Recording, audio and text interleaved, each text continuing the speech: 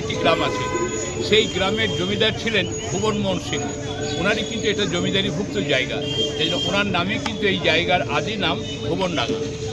রবি ঠাকুরের বাবা মহর্ষি দেবেন্দ্রনাথ ঠাকুর সিংহ পরিবারের কাছ থেকে 1863 পয়লা মার্চ কলকাতা আলিপুর কোর্ট থেকে বাৎসরিক 5 টাকা খাজনার বিনিময়ে 20 বিঘা জমি রেজিস্ট্রি করে নিয়েছিলেন। সেই 20 বিঘা জমি নিয়ে প্রথম শুরু হলো শান্তিনিকেতন। শান্তিনিকেতনের জন্মস্থান ছাতিমতলা, একটু পরে আসছি। 20 বিঘা শেষে দেখুন একটা ছোট্ট চালাঘর, মাটির দেওয়াল, খড়ের চাল, কিন্তু মাঝখানে একটি তালগাছকে কেন্দ্র করে রবি ঠাকুর বাড়িটা তৈরি করার পর এই বাড়ির নাম রাখলেন তালধ্বজ। আর এই তালধ্বজ বাড়ি থেকেই এই শিক্ষা প্রতিষ্ঠানের একজন শিক্ষক প্রথম বাস করেছিলেন, ওনার নাম তেজসচন্দ্র সেন। আর তেজসচন্দ্র সেনকে রবি ঠাকুর এখানে দেখতে এসে কবিতা লিখলেন, তাল গাছ এক পায়ে দাঁড়িয়ে সব গাছ ছাড়িয়ে। আরেকটি হলো কুঠিরবাসী। তবে বর্তমানে এই বাড়িটি ব্যবহার হয় এই শিক্ষা প্রতিষ্ঠানের বয়স্ক মহিলাদের কারুসঙ্গ, কাপড়ের বাটিকের কাজগুলো এখানে তৈরি হয়। আপনারা প্রত্যেকেই জানেন যে 7ই পৌষ শান্তিনিকেতনের পৌষ মেলা। 7ই পৌষ দিনটা হচ্ছে মহর্ষি দেবেন্দ্রনাথ ঠাকুরের ব্রাহ্ম ধর্মের দীক্ষার দিন। 1843 সালের 22শে ডিসেম্বর দেবেন্দ্রনাথ ঠাকুর রামচন্দ্র বিদ্যাবাগীশের নিকট ব্রাহ্ম ধর্মে দীক্ষিত হয়েছিলেন এবং সেই পৌষ মেলার প্রথম সূচনা হয় আমার ডান দিকের মাঠটায় 1894। পরবর্তীকালে মেলার আয়তনটা বাড়তে 1961 সালে এখান থেকে স্থান পরিবর্তন। এটা এখন পুরনো মেলার মাঠ বলে পরিচিতি, কিন্তু কয়েক বছর আগে এই পুরনো মেলার মাঠটা আচার্য জগদীশচন্দ্র বসুর স্মরণে গার্ডেনে পরিণত হয়েছে। যার জন্য এই মাঠটার নাম হচ্ছে জগদীশ কানন। এবার নেক্সট আসুন। লেখাপড়া শেখাবো সেই চিন্তাধারা নিয়ে শিলাইদহ থেকে এই শান্তিনিকেতনের সপরিবারে এসেছিলেন। শান্তিনিকেতন প্রথমে কিন্তু জায়গার নাম নয়, শান্তিনিকেতন একটা বাড়ির নাম। এরপরে আসছি, বাদিকে দেখবেন একটা ছোট্ট কাঠের বাড়ি। সব কোথায় গেল? আসুন। বাদিকে একটা কাঠের বাড়ি, এটা পুরোটাই বেলজিয়াম কাঠের তৈরি, শুধু ওপরে ছাদটাই হলো টালির। লোহার জয়সের ওপরে বেলজিয়াম কাঠগুলো সেট করা আছে। এই বাড়িটা তৈরি করলেন রবি ঠাকুরের বড় দাদা দ্বিজেন্দ্রনাথ। 1891 সালে এটা তৈরি হবার পর এটা উপাসনা মন্দির হিসেবে প্রতিষ্ঠিত। তবে এর মধ্যে কোনো মূর্তি নাই, এখানে নিরাকার ব্রহ্মের উপাসনা হয় প্রত্যেক সপ্তাহে বুধবার। বুধবারটা হচ্ছে আমাদের শিক্ষা প্রতিষ্ঠান ছুটির দিন। প্রত্যেক বুধবার সকালে এই মন্দিরে অনুষ্ঠান বলতে গেলে উপনিষদের পাঠ, ব্রহ্মসঙ্গীত ইত্যাদি ইত্যাদি। ওই ছাত্ররা যেটা করে ওটা বুধবার করে হয়, সপ্তাহে একদিন করে। হ্যাঁ, ওই শীতকালে না, এখন তো 2020 থেকে টোটালি বন্ধ হয়ে গেছে, যার জন্য একটু সাহায্য আছে। এই মন্দিরে অনুষ্ঠান বলতে গেলে উপনিষদের পাঠ, ব্রহ্মসঙ্গীত ইত্যাদি ইত্যাদি। সেই সময়কালীন বাইরের যে কোনো জাতি সম্প্রদায়ের মানুষরা এলে পরে তারা প্রত্যেকে এই অনুষ্ঠানে আসতে পারে। এবার বাকি দিন বলতে গেলে পয়লা বৈশাখ নববর্ষ, 25শে বৈশাখ রবি ঠাকুরের জন্মদিন, 22শে শ্রাবণ ওনার তিরোধান, 25শে ডিসেম্বর বাংলা 9 পৌষ বড়দিন, 20শে জানুয়ারি 6ই মাঘ মহর্ষি স্মরণে। এই সমস্ত দিনগুলোতে মন্দিরে খুব বড় বড় অনুষ্ঠান, তখন প্রচুর দর্শকরা এই অনুষ্ঠানে আসতে পারে। বাকি সব দিনই মন্দিরের দরজা বন্ধ, মানে ঘরটা ফাঁকা নিরাকার। আচ্ছা,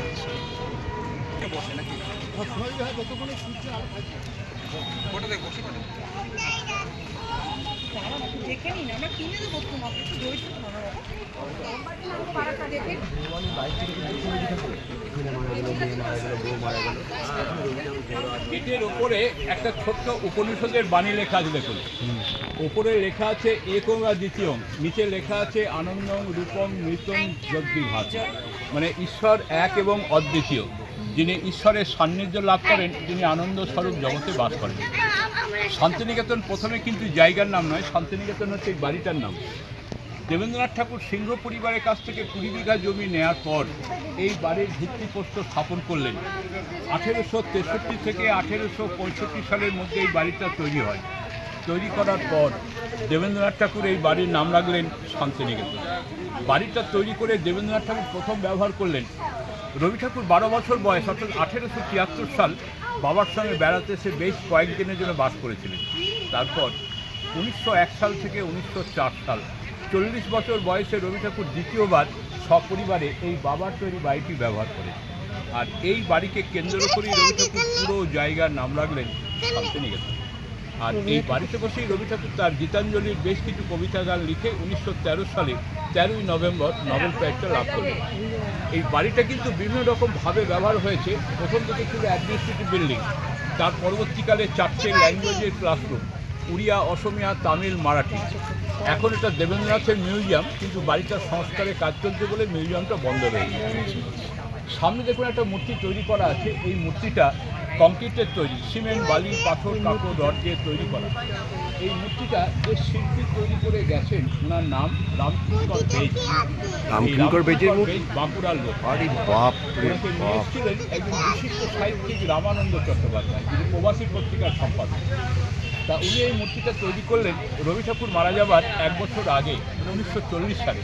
এটা একটা বিমূর্ত কাঠ, কিন্তু এই মূর্তির বৈশিষ্ট্য হলো কি না, সূর্যের আলো পড়লে যে ছায়া হয়, ছায়াতে ধরা যায় একজন মা তার বাচ্চাকে করে ধরে আছে। কোনো সন্তানের মা যেমনি তার ছেলের মৃত্যু কামনা করে না, তেমনি বিশ্বজননী শান্তিনিকেতনকে কোলে ধরে ঈশ্বরের কাছে প্রার্থনা করছে শান্তিনিকেতন যেন যুগ যুগ বেঁচে থাকে। এই স্ট্যাচুটার নাম হচ্ছে অনির্বাণ শিখা। অনির্বাণের অর্থ যা কোনোদিন মুছে যায় না বা নিভে যায় না। রাস্তার দুপাশে বেশ কিছু আমলকি গাছ। এই আমলকি গাছকে কেন্দ্র করে রবি ঠাকুরের লেখা শরৎ কবিতা এসেছে। শরৎ হিমের পরশ লেগেছে হওয়ার পরে, সকালবেলায় ঘাসের আগায় শিশিরের রেখা ধরে, আমলকি বন কাঁপে যেন তার বুক করে দূরে দূরে, পেয়েছি খবর পাতা খসানোর সময় হয়েছে। তাহলে প্রত্যেকে বুঝতে পারলেন যে এই বাড়িকে কেন্দ্র করেই পুরো জায়গার নাম শান্তিনিকেতন। এরপরে আসুন ছাতিমতলা। এ থেকে বলুন। এই শিক্ষা প্রতিষ্ঠান রবি ঠাকুর 1919 সালে নামকরণ করেছিলেন বিশ্বভারতী। বিশ্বের এবং ভারতের বিভিন্ন দেশের শিক্ষা সংস্কৃতির একটা মিলন কেন্দ্র। তারপর 41 সালে রবি ঠাকুর মারা যাবার আগে একটা ডিট করলেন যে যিনি ভারতের প্রধানমন্ত্রী পদে আসবেন তিনি এই শিক্ষা প্রতিষ্ঠানের আচার্য পদে থাকবেন। তা প্রথম ভারতের প্রধানমন্ত্রী পদে এসেছিলেন জওহরলাল নেহরু 1951। তখন রবি ঠাকুর মারা গেছেন। ওনার বড় ছেলে রথীন্দ্রনাথ ঠাকুর বাবার লিখিত ডিটটা নিয়ে কেন্দ্র সরকারের সঙ্গে যোগাযোগ করে এই শিক্ষা প্রতিষ্ঠানটা কেন্দ্র সরকারকে লিখিতভাবে দান করেন। কেন্দ্র সরকার এই তৈরি শিক্ষা প্রতিষ্ঠান পাওয়ার পর কেন্দ্রের আইন অনুসারে এটা কেন্দ্রের স্বীকৃতি দিলেন, যে কেন্দ্রীয় বিশ্ববিদ্যালয়, এবং পরবর্তীকালে আশেপাশের জায়গাগুলোকে একর করে টোটাল 1200 একর এরিয়ায় এই শিক্ষা প্রতিষ্ঠান তৈরি করলেন। এই 1200 একর এরিয়ার শিক্ষা প্রতিষ্ঠানের নাম হচ্ছে কেন্দ্রীয় বিশ্ববিদ্যালয়। তার মধ্যে টোটাল 22টা ভাষার ডিপার্টমেন্ট আর 2টো ফ্যাকাল্টি, সায়েন্স এবং আর্টস, অন্যান্য ল্যাঙ্গুয়েজের উপরে ডিপ্লোমা ডিগ্রি। আর শান্তিনিকেতন প্রতিষ্ঠা হওয়ার 21 বছর পর আরেকটা শিক্ষা প্রতিষ্ঠান রবি ঠাকুর প্রতিষ্ঠা করলেন, যার নাম হলো শ্রীনিকেতন। শান্তিনিকেতন থেকে পশ্চিম দিকে শ্রীনিকেতন অবস্থিত। 1922 সালে 6 ফেব্রুয়ারি রবি ঠাকুর শ্রীনিকেতনটা প্রতিষ্ঠা করেছিলেন। শ্রীনিকেতনটা হচ্ছে এগ্রিকালচার ডিপার্টমেন্ট, তার সঙ্গে বিভিন্ন রকম কুটির শিল্পের ট্রেনিং সেন্টার, মানে গ্রামের মানুষরা চাষবাস করে জীবিকা নির্বাহ করতে পারে এবং অবসর সময় ঘরে বসে গ্রামের মানুষরা কুটির শিল্পের কাজের প্রশিক্ষণ নিয়ে প্রকল্প তৈরি করতে পারে। সেই রকম চিন্তাধারার মাধ্যমে রবি ঠাকুর শ্রীনিকেতনটা প্রতিষ্ঠা করেছিলেন। যেমন 7ই পৌষ শান্তিনিকেতনে পৌষ মেলা হয়, শ্রীনিকেতনে এগ্রিকালচারে কৃষি মেলা হয় ফেব্রুয়ারি 6, 7, 8, একদম ফিক্সড ডেট। এই দুটো পার্টকে মিলিয়ে বর্তমানে টোটাল জায়গাটা হচ্ছে 1200 একর, মানে 3600 বিঘা। এই 1200 একর এরিয়ার শিক্ষা প্রতিষ্ঠানের ব্যয়ভার পুরোটাই কেন্দ্রীয় সরকারই বহন করে, যার জন্য প্রধানমন্ত্রী এই শিক্ষা প্রতিষ্ঠানের আচার্য। এবার বেতিমের গাছ, এগুলো কিন্তু পরে লাগানো হয়েছে। এইটাই হলো ছাতিমতলা, অর্থাৎ শান্তিনিকেতনের জন্মস্থান। ওই যে বেদিটা করা আছে, বেদির ওপরে ঘেরা দেওয়া জায়গাটা ঠিক মাঝখানে দেখুন যে গাছটা রয়েছে, ওটা ছাতিম গাছ। কিন্তু পুরনো গাছটা মারা যাওয়ার পর নতুন করে এই চারা গাছটা লাগানো হয় 1967-68 সালে। এই ছাতিমতলার ইতিহাসটা কি না, 1862 সালে দেবেন্দ্রনাথ ঠাকুর এই রায়পুরে জমিদার বন্ধুর বাড়ি এসেছিলেন নিমন্ত্রণ রক্ষার জন্য। তখন তো রেল লাইন বসেনি, তিনি এসেছিলেন জলপথে। ভাগীরথী নদী হয়ে নৌকা যুগে কাটোয়া থেকে আপনার গুনুটিয়া বলে একটি জায়গা আছে লাভপুরের কাছে। সেই গুনুটিয়া ঘাটে নামার পর যখন পালকি করে যাচ্ছিলেন তখন ওই রাস্তাটা ছিল মেঠো পথ। যাবার পথে এখানে ছাতিম গাছ থেকে পালকি থেকে নেমে এই ছাতিমতলায় কিছুক্ষণ ঈশ্বর উপাসনায় বসলেন। উনি কিন্তু ব্রাহ্ম ধর্মের উপাসক। ছাতিমতলায় বসলেন যখন, তখন ওনার মনের মধ্যে একটা অন্য জিনিস নাড়া দিয়েছিল। সেটা কি, উনি চিন্তা করলেন যে ছাতিমতলাকে কেন্দ্র করে যদি কিছুটা জায়গা পাওয়া যায় তাহলে কিছু একটা করব। এইরকম একটা চিন্তাধারা নিয়ে দেবেন্দ্রনাথ ঠাকুর ওনার বন্ধুর বাড়িতে গিয়ে ওনার মনের বক্তব্য প্রকাশ করলেন। তখন এই ভুবনমোহন সিং দেবেন্দ্রনাথ ঠাকুরকে বললেন যে ছাতিমতলায় দাঁড়িয়ে আপনার যতটা খুশি জায়গা প্রয়োজন হলে আমি আপনাকে দান করলাম। তা উনি দান গ্রহণ করবেন না বলেই বাৎসরিক 5 টাকা খাজনার বিনিময়ে দখলি সত্ত্ব গ্রহণ করে সত্ত্ব হিসেবে অর্থাৎ 1 টাকা মূল্য দিয়ে 20 বিঘা জমি রেজিস্ট্রি করেছিল। সেই 20 বিঘার প্রথমটা হলো ছাতিমতলা, আর 20 বিঘার শেষটা হলো সেই তাদের নামটা কিন্তু ছাতিমতলা প্রতিষ্ঠা হলো তখন রবি ঠাকুরের 2 বছর বয়স।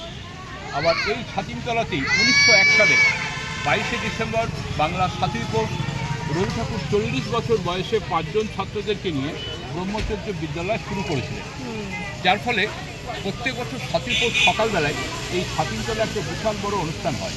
সেই অনুষ্ঠান চলাকালীন হাজার হাজার দর্শক এই ছাতিমতলায় আসতে পারে। বাকি সব দিনই কিন্তু এই গেটগুলো বন্ধ থাকে। আর এখান থেকেই শুরু হলো শিক্ষা প্রতিষ্ঠান। পিছন দিকে যে বাগানটা দেখতে পাওয়া যাচ্ছে, যেগুলো দূরে গাছের ফাঁক দিয়ে গোল গোল সিমেন্টের বেদিগুলো ওই দূরে, ওগুলো কিন্তু আমাদের এক একটা ক্লাসরুম। 2 থেকে 10 পর্যন্ত ছেলেমেয়েরা আজও পর্যন্ত গাছতলায় পড়াশোনা করে। হলুদ পাঞ্জাবি সাদা হ্যাঁ, সকাল 7টা থেকে বেলা 1টা পর্যন্ত। ওই বিভাগটাকে বলা হয় পাঠভবন। আর ওই বাগানের গাছগুলো কিন্তু সবই বকুলের গাছ, যার জন্য রবি ঠাকুর ওই জায়গাটার নাম রাখলেন বকুল বীথি। আর ওই বকুলতলায় বসে রবি ঠাকুরের লেখা একটি ছোট্ট গান, যে পুরনো সেই দিনের কথা, যে ভোরের বেলায় ফুল তুলেছি জ্বলেছি দোলায়, বাজিয়ে বাসি গান গেয়েছি বকুলের তলায়, এই সেই বকুলতলা। এরপরে নেক্সট কলাভবন।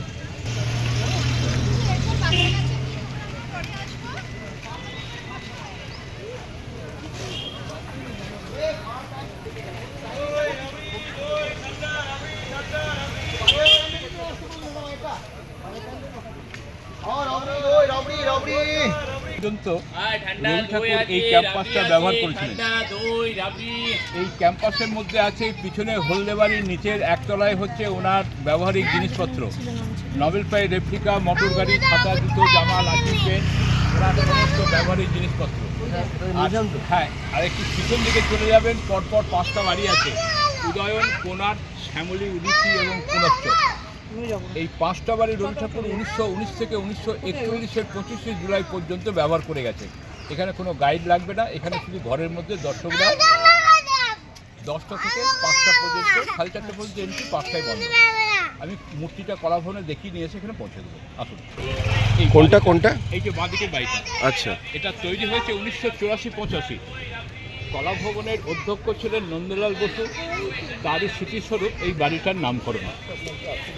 কলাভবন ডিপার্টমেন্ট থেকে বাইরের কোনো শিল্পীদের যদি আর্টের ব্যাপারে ইনভাইট করা হয়, তাদের এক্সিবিশনগুলো হলের মধ্যে দেখানো হয়।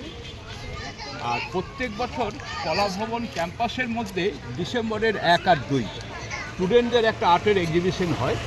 সেই এক্সিবিশনটার নাম হচ্ছে নন্দন মেলা। প্রত্যেকটা ছেলেমেয়েদের হাতের আঁকা ছবি, মূর্তি, বিভিন্ন রকম ক্রাফটের কাজ এক্সিবিশন স্বরূপ বাইরের দর্শকদেরকে দেখানো হয়। ফিক্সড ডেট ডিসেম্বরের 1 আর 2। আর এটা এই জানুয়ারি মাসে একটা ছোট্ট বাইরের এক্সিবিশন হয়ে গিয়েছিল, তারই ওই 2-একটা ফেস্টুন এখানে রয়েছে। ডান দিকটা হচ্ছে অডিটোরিয়াম হল, নাট্যঘর। যে সমস্ত নাটক অনুষ্ঠান প্রোগ্রাম শুরু হলে এই হলের মধ্যে, এটা তৈরি হয়েছে 1965-66 সালে। আর সামনে একটা ছোট্ট মঞ্চ রয়েছে, ছোটোখাটো অনুষ্ঠানগুলো শুরু হলে এই খোলা মঞ্চে কখনো কখনো হয় স্টুডেন্টদের।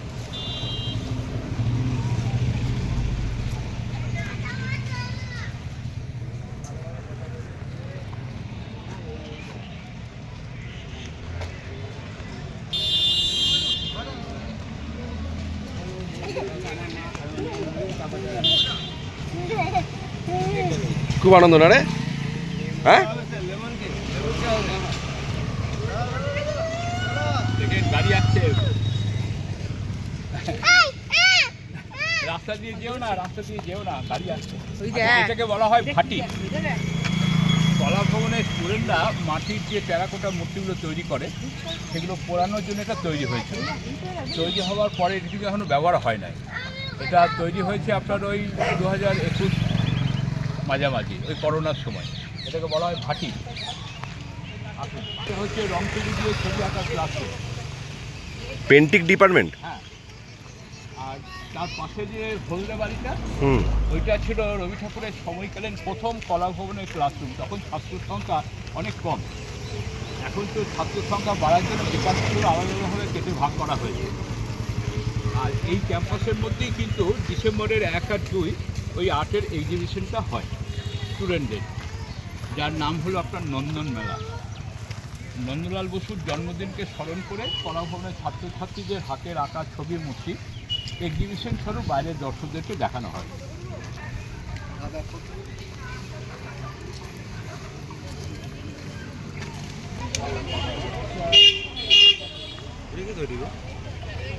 হ্যালো।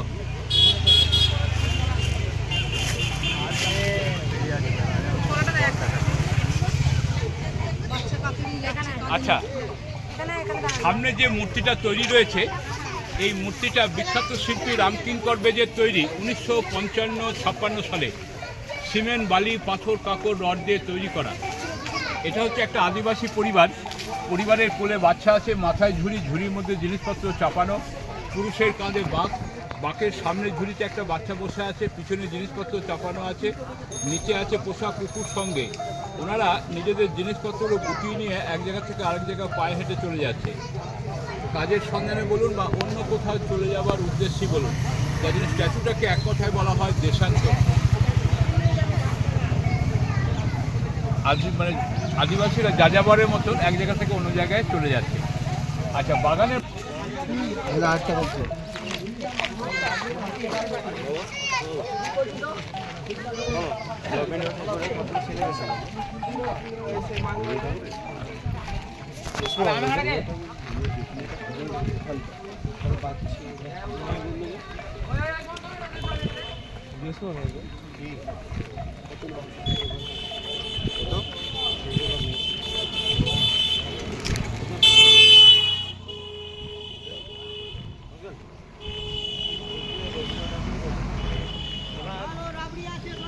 দুই ছেলে তিন মেয়ে, বড় ছেলে রথীন্দ্রনাথ ঠাকুর আর ছোট ছেলে সমীন্দ্রনাথ ঠাকুর, আর রেণুকা, বেলা, মীরা, তিন মেয়ে। তার মধ্যে বড়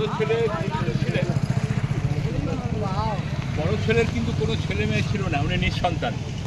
আর ছোট ছেলে সমীন্দ্রনাথ ঠাকুর 1907 সালে অর্থাৎ 11 বছর বয়সে আগেকার দিনে কলেরা রোগে মারা যায়। ওর বংশ পরিচয় যদি আরও ডিটেলস জানতে হয় এই বইয়ের মধ্যে সব দেওয়া আছে। আচ্ছা, একই সঙ্গে সামনে দেখুন আরেকটা মূর্তি, এটাকে বলা হয় কলের বাসি। কলের বাসি বলতে গেলে কী বোঝায়? আদিবাসী মেয়েরা যেমন চাল কলে অর্থাৎ রাইস মিলে কাজ করে, সকালবেলায় কলের বাসি বেজে গেছে, ওনারা ঘর থেকে বেরিয়ে যাচ্ছে কাজে যখন যাচ্ছে পিছন থেকে বাচ্চাটা ছুটে গিয়ে মায়ের কাপড়টা ধরেছে, বাচ্চাটাও কিন্তু মায়ের সঙ্গে যাওয়ার জন্য বায়না করেছে। মাথার উপর রয়েছে খাবারের পুটুলি, আর একজন আর একজনের হাতটা ধরে রাস্তার সাইডে হেঁটে যায়। এই দুটো মূর্তি রামকিঙ্কর বেজ 1955-56 সালে তৈরি করলেন সিমেন্ট, বালি, পাথর, কাকড়, রড দিয়ে। আচ্ছা, একটু সামনে আসুন। ওই দূরে লাল দেওয়ালের গায়ে একটা আর্ট দেখতে পাওয়া যাচ্ছে, একদম সোজা। ওই আর্টটাকে বলা হয় সিরামিক্সের আর্ট। ওই সিরামিক্সের আর্টের নিদর্শনটা হচ্ছে একটা বাজারের পরিবেশ। একটা বাজারের মধ্যে বিভিন্ন রকম লোক যেরকম কর্ম অবস্থার মধ্যে থাকে, কেউ বাঁকে করে জীবন নিয়েছে, কেউ মাথায় করে, কেউ ঝুড়ি করে, কেউ বসে আছে, ইত্যাদি ইত্যাদি। ওই আর্টটা যে শিল্পী তৈরি করে গেছেন ওনার নাম বিনোদ বিহারী মুখোপাধ্যায়। উনি কিন্তু একটু চোখে কম দেখছেন। ওনার ওই নিদর্শনটাকে আমরা বলে থাকি যে অন্ধ শিল্পীর কাজ। মাটিতে একটা পাথরের মূর্তি পড়ে আছে সামনে, এটা হচ্ছে একটা গর্ভজাত শিশু। ভ্রূণ অবস্থায় বাচ্চা যেরকম মাতৃ গর্ভে থাকে, এটা কিন্তু সোজা অবস্থায় পাথর কেটে স্টুডেন্টদের তৈরি করা। কোনটা? ওই যে পাথরের মূর্তিটা মাটিতে পড়ে আছে।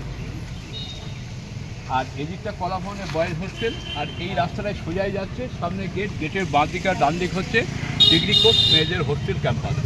বিড়লা, গোয়েন্দা, আনন্দ সদন, দশচক্র, তিন সঙ্গীত, প্রতিমা হোস্টেল আর শ্রীসদন হোস্টেলে ইন্দিরা গান্ধী 1 বছর ছাত্রী অবস্থায় ছিলেন 1934 থেকে 35 সাল।